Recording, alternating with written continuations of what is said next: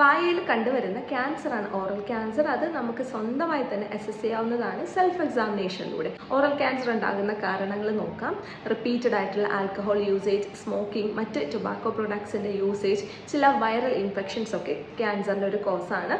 അതുപോലെ പ്രധാനമായി കണ്ടുവരുന്ന മറ്റൊരു കാരണം കേടുവന്നോ മറ്റ് കാരണത്താലോ പൊട്ടിപ്പോകുന്ന പല്ലിൻ്റെ ഷാർപ്പായിട്ടുള്ള എഡ്ജസ് നാവിൻ്റെ വശങ്ങളിലോ കവിളിലോ ചുണ്ടിലോ ഒക്കെ സ്ഥിരമായി കയറി കൊള്ളുകയും അവിടെ മുറിവുണ്ടാകുകയും ചെയ്യുന്നതും ക്യാൻസർ ഉണ്ടാക്കുന്ന ഒരു കാരണമാണ്. ഈ ഒരു വീഡിയോയിലൂടെ എങ്ങനെ നമുക്ക് സ്വന്തമായി സെൽഫ് എക്സാമിനേഷൻ ചെയ്യാമെന്നുള്ള കാര്യമൊന്ന് നോക്കാം. ആദ്യം നമ്മുടെ വായയിൽ നിറവ്യത്യാസം ഉണ്ടോ എന്നാണ് ചെക്ക് ചെയ്യേണ്ടത്. നോർമലി നമ്മുടെ വായയ്ക്ക് ഒരു പെയിൽ പിങ്ക് കളറാണുള്ളത്.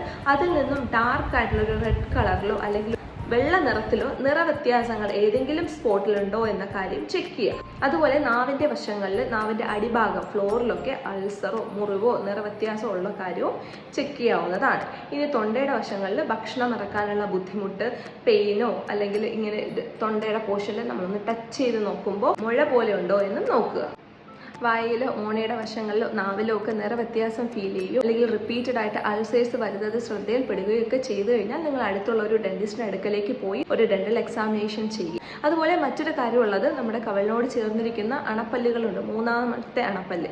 അതും ചിലപ്പോൾ ഇതുപോലെ കവളിനോട് ചേർന്നിരുന്നു കഴിഞ്ഞാൽ പ്രശ്നങ്ങൾ ഉണ്ടാക്കിയിരിക്കാം. ഇതൊക്കെ നിങ്ങളൊരു ഡോക്ടർ അടുക്കലേക്ക് പോയി അസസ് ചെയ്യാവുന്നതാണ്.